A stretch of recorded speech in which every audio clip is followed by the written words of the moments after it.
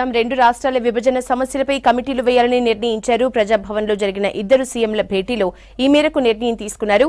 రెండు రాష్ట్రాల సీఎస్ల ఆధ్వర్యంలో హై లెవెల్ కమిటీ వేస్తున్నట్లు డిప్యూటీ సీఎం భట్టి విక్రమార్క ప్రకటించారు. ఈ కమిటీ పరిష్కరించలేని సమస్యలు మంత్రుల కమిటీ చర్చిస్తుందన్నారు. మంత్రుల స్థాయిలో పరిష్కారం కాని సమస్యలు సీఎంల స్థాయిలో పరిష్కరించుకుంటామని ప్రకటించారు. కమిటీలు 2 వారాల్లో మరోసారి సమావేశమవుతాయని చెప్పారు భట్టి. ఇక డ్రగ్ ఫ్రీ స్టేట్ గా తీర్చిదిద్దేందుకు ఏపీతో కలిసి పనిచేస్తామన్నారు. నార్కోటిక్ బ్యూరో డీఐజీ ఆధ్వర్యంలో 2 రాష్ట్రాల కోఆర్డినేషన్ కమిటీ వేస్తామన్నారు. తెలుగు రాష్ట్రాల సమస్యలు చర్చల ద్వారానే పరిష్కారం అవుతాయన్నారు ఏపీ మంత్రి అనగాని సత్యప్రసాద్. తెలుగు ప్రజలు సంతోషంగా ఉండాలని చెప్పారు.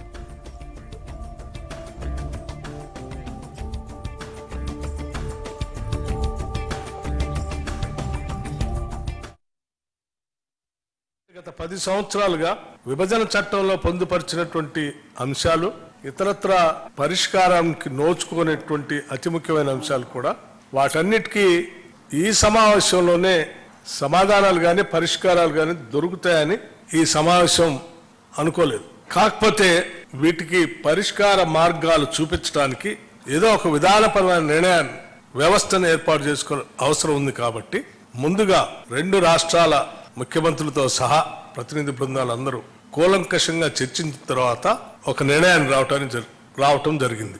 ఆ నిర్ణయం ఏంటంటే వీటి పరిష్కార మార్గాలు చూడటానికి ముందుగా ఉన్నత స్థాయి అధికారులతో కూడినటువంటి ఒక కమిటీని 2 రాష్ట్రాలకు సంబంధించినటువంటి ఉన్నత స్థాయి అధికారులతో అంటే చీఫ్ సెక్రటరీ స్థాయి అధికారితో సహా వారితో ఇంకొక 3 మెంబర్ ఈచ్ స్టేట్ కి 3 మెంబర్స్ కలిపి ఒక కమిటీని వేసి కొద్ది రోజుల్లో అంటే అనగా ఒక 2 వారాల లోపల సమావేశమై సాధ్యమైనంత వరకు వాళ్ల స్థాయిలో పరిష్కారానికి వచ్చేటువంటి అంశాలని చర్చించి పరిష్కార మార్గాన్ని ఎత్తడం కోసం ఒక కమిటీ వేయాలని నిర్ణయించడం జరిగింది. ఈ ఉన్నత స్థాయి అధికారుల కమిటీ ద్వారా కూడా పరిష్కారం కానటువంటి అంశాలు ఏమైనా ఉంటే 2 రాష్ట్రాలకు సంబంధించిన మంత్రులతో కూడినటువంటి ఒక కమిటీని వేయాలని, ఆ కమిటీలో పరిష్కార మార్గం కోసం వాళ్ళు సమావేశాలు పెట్టుకొని కొన్ని మార్గాలు చూడాలని, రాష్ట్ర స్థాయి మంత్రుల కమిటీలో పరిష్కారం అయ్యేటువంటి అంశాలని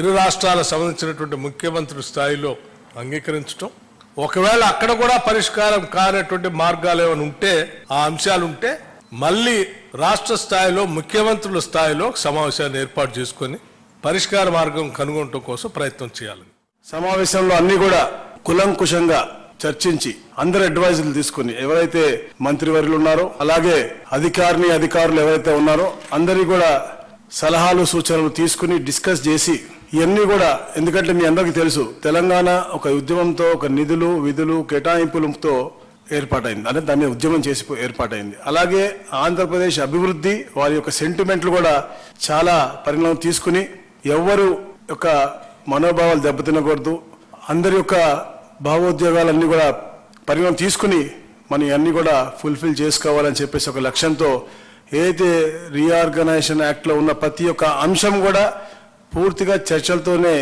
అది సానుకూలంగా సత్వరంగా పరిష్కరించాలనే లక్ష్యంతోనే ఈ యొక్క ఆఫీసర్స్ కమిటీ ఏర్పాటు చేయడం కానీ, దాని తర్వాత మినిస్టర్స్ కమిటీ ఏర్పాటు చేయడం కానీ, రాబోయే రోజుల్లో కూడా మంచి వాతావరణం క్రియేట్ చేసే విధంగా ముఖ్యమంత్రులు కూడా ఫ్రీక్వెంట్గా కలుద్దామని చెప్పి ఒక ఆలోచన ముందు రావడం నిజంగా చాలా ఆనందదాయకం.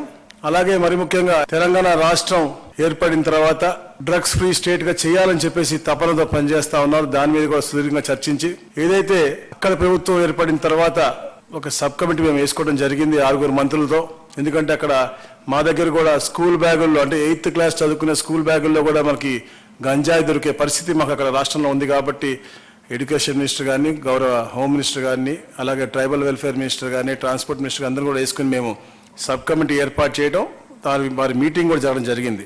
సో అక్కడ ఉన్నటువంటి ఈ యొక్క డ్రగ్ కల్చర్ని ఇక్కడ ఉన్నటువంటి డ్రగ్ కల్చర్కి లింక్ ఉంది. ఎందుకంటే అక్కడ ఉత్పత్తి అయ్యి ఇక్కడికి ఎక్కువగా వస్తుందని చెప్పేసి ఇక్కడ ముఖ్యమంత్రి గారు చాలా కన్సర్న్గా ఉన్నారు. కాబట్టి ఒక జాయింట్గా ఒక 2 అధికారులు అడిషనల్ డీజీపీ స్థాయి అధికారులను వేయటం, డ్రగ్స్ని పూర్తిగా అరికట్టి తెలుగు జాతిని కాపాడే లక్ష్యంతో అది కూడా చేయడం జరిగింది. ఇవన్నీ కూడా రాబోయే రోజులు అంటే ఒక టైం లైన్ పెట్టుకున్నాం.